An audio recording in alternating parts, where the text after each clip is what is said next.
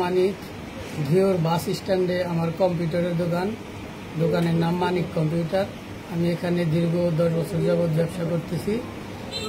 সেই মোহাম্মদ নাসিম ভুইয়া তার বাসা, তিনি আমার দোকানে মাঝে মাঝে আসেন, এসে কিছু কাজ কাম করান, কিন্তু উনি কখনোই যেটা ন্যায্য বিল সেটা আমাকে পরিশোধ করেন নাই, কম দেয়। তারপরেও দোকানের কাছেই বাড়ি, প্রভাবশালী লোক, এই ভয় ভীতিতে আমি তার কাছে কখনো ন্যায্য বিল পাই নাই বা চাই নাই আর কি ভয়ে। তখন তিনি আমাকে মাঝে মাঝে দেন না, এবং চাইলে তিনি চোখ গরম করেন, তাতে ভাবে বুঝতে পারি যে তিনি আমার উপরে রাগান্বিত হচ্ছেন বা আমাকে কোনো ক্ষতি করতে পারে। উনি লোক হিসেবে ভালো না, এটা আমি আগের থেকেই জানি, এই জন্য তাকে আমি কিছু বলি না। গতকাল সন্ধ্যার দিকে তিনি অনেকগুলো দলিল পর্চার কাগজ নিয়ে আমার দোকানে হাজির হয়েছে। তিনি আমাকে বলছেন যে এগুলো খারিজের আবেদন করে দেয়। তখন আমি বলেছি যে এইভাবে তো খারিজের আবেদন করা যায় না, আপনি একটু কোন দাগে থেকে কত শতাংশ খারিজ করতে হবে এই বিস্তারিতটা আমাকে একটু বলেন, আমি আবেদন করে দিয়েছি। তখন তারা বলতে পারে না। তখন আমি তাদের কাছে কাগজ দিয়েছি যে আপনারা দেখে শুনে বুঝে আমাকে কোন দাগে কত শতাংশ পাবেন সেগুলো একটু লিখে দেন। তিনি প্রায় 2 ঘন্টা যাবত তারা চেষ্টা করছে, কিন্তু তারা লিখতে পারে না। তাদের জমি তারা কোন দাগে থেকে কত শতাংশ পাবে সেটা বলতে পারে না। তারা যখন না বলতে পারছে তখন আমার কাছে বলছে তুই করে দে, আমাকে রাগান্বিত হয়ে বলছে তুই করে দে। আমি বলছি যে আমার পক্ষে তো সম্ভব না, কোনো দলিল লেখকরে আপনারা বলেন। তখন তারা একজন দলিল লেখককে ডাকছে, দলিল লেখকে অনেকক্ষণ যাবত চেষ্টা করে পারে নাই। তখন তিনি বলছেন যে সব কাগজপত্র নিয়ে আমার অফিসে আসেন, আমি এই বিষয়টা গুছাইয়া লিখে দিলে তখন মানিক আবেদন করতে পারবে, তার আগে ও আবেদন করতে পারবে না। তখন তারা চলে গেছে। চলে যাওয়ার পরে নাসিম এবং তার সহযোগী 2 জন দোকানে বসা ছিল, তারাও কোনো সুরাহা দিতে পারে নাই। কিন্তু আবল তাবল কয়েকটা দাগ লিখে আমার বলে এইভাবে আবেদন করে দিন। আমি তো ভাই এভাবে তো আসলে আবেদন করা যায় না, সবকিছুর একটা নিয়ম কারণ আছে। আপনি আজ রাত 9টা বেজে গেছে, আমি বাসায় যাব, আমার 2 ছোট সন্তান আমার ছাড়া খায় না, ঘুমায় না, আমার একটু বাসায় যাইতে হবে, এখন আবার সকালে আসতে হয়, ছেলেদের মাদ্রাসায় যাইতে হয়, আমার তাড়াতাড়ি ঘুমাইতে হবে।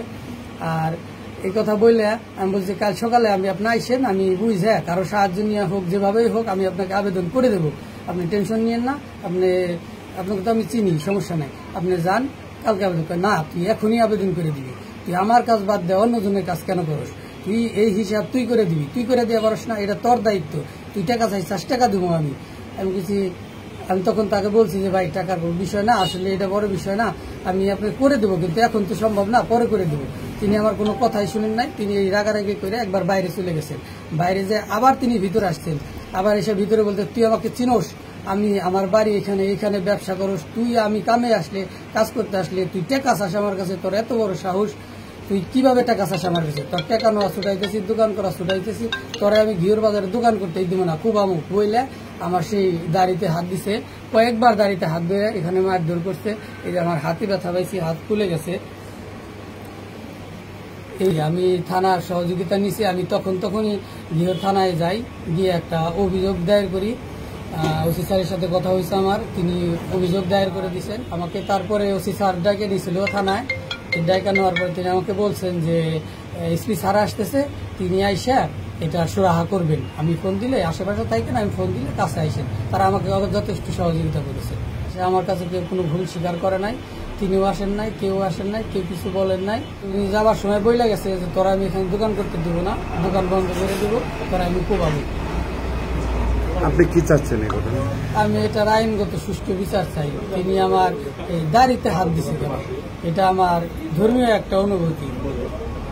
তিনি আমার দাড়িতে হাত দিচ্ছেন, এটা আমার সবচেয়ে বেশি কষ্ট লাগছে। আমি এটার আইনগত বিচার চাই। গতকাল আমি আসরের নামাজের পরে ওর কাছে একটা খারিজের জন্য যাই, 3 জন যাই। আমরা 3 জন যাওয়ার পরে আমাকে বলে যে মাগরিবের পরে আসেন। মাগরিবের পরে নামাজ পড়ার পরে আবার আমি যাই। যাওয়ার পরে সে আমাকে বলে যে আপনি কাগজগুলো জায়গা জমি হিসাব করে দেন। পরে আমি 2 জন মুহুরি আইনা কাগজপত্র হিসাব করে আমি তারে বুঝাই দিই। বুঝাই দেওয়ার পরে সে আমাকে বলে যে একটু বসার পরে কইল যে এটা তো অনেক টাকা পয়সার ব্যাপার। আমি বললাম যা আছে আমি তাই দিব। আমি বললাম যা আছে তাই দিব। তারপরে বলল 9টা পর্যন্ত বসে বললো আপনার কাজ আমি একে করুন না, আপনি এখন যান। পরে আমার যাওয়ার কথা বলার পরে আমার সাথে সাথে আরেকজন আবার বলল যে বলার পরে আমি বললাম যে আরেকজন যে বসাইলা কয় সেটা আমার ব্যাপার। বলার পরে বললো আমার ব্যাপার। বলার পরে আমি বাইরে চলে আইছি। আমার একটা আব্বা আম্মা তোলে খারাপ ভাষায় বকা দিয়া তারপরে বললো বাজে একটা কথা বলছে, খুব রং কথা। পরে আমি বললাম যে কথা বললো কে। পরে বলার পরে আমি যে যাই মানে আমার সাথে তার ধস্তাধস্তি হয়েছে। এই আমি আমার সাথে অনেক খারাপ ব্যবহার করছে। আমার আব্বা মা তুলে বাইরে এসে আগের পিছনে বাইরের ভিডিও দেখাইতেছে না। আর আমার বংশীয় করে আমার ঘিওর বাজারে যত আমার ব্যবসা বাণিজ্য আছে, আমার কর্তৃকভাবে আমাদের সব কিছু আছে। সে আমাকে বলে যে কাজ করে বলে আমি টাকা দিই নি। এটা আমার সারা বাংলাদেশে আমার ঘিওর বাজারে আমাদের সম্বন্ধে যত দোকান আছে, যদি কেউ বলে যে আমি কেউর কাছে 1 টাকা পাই, তাহলে আমি যা বিচার আমি মেনে নিব। আন্তরিকভাবে দুঃখিত। আমিও 5 ওয়াক্ত নামাজ পড়ি, যেহেতু আমি একজন মুসলিমের সন্তান। আমি দাড়ি ধরা ভুল হয়েছে, আমি জাতির কাছে ক্ষমা চাই। এটা গতকাল রাতের ঘটনা। যখন এই বিষয়ে আমরা জানতে পারছি তখন তাৎক্ষণিকভাবে আমরা এখানে প্রেরণ করা হয়েছে এবং আজকে এটার একটা লিখিত অভিযোগ হওয়ার প্রেক্ষিতে আমরা এটা একটা মামলা নিয়েছি। মামলা রুজু হয়েছে। এখন মামলা রুজুর পর আমরা এখানে আমাদের প্রয়োজনীয় যথাযথ আইনগত ব্যবস্থা গ্রহণ করব।